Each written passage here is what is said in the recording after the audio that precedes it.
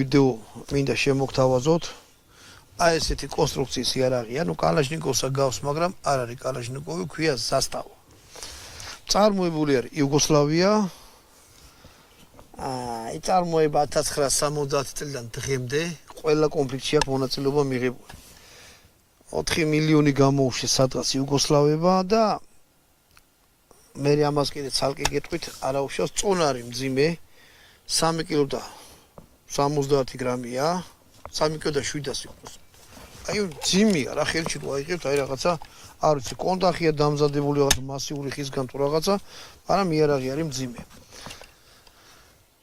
ჭურის საწყისი სიჩქარე არის 720 მეტრი წამში ამისი ლულის სიგრძე არის 415 მმ ზე ლულა არა შოთაშორის წინა ესეთი კომპენსატორი ვიყენდება როგორც მოდერნიზებულ AK-74-ებს აი ესე ათლილი აქვს ჭური რო გამოდის გაზი ანუ იარაღს სროლის დროს მიდრეკილებათ რომ წავიდეს მარჯვნივ და ზემოთ და აი ეს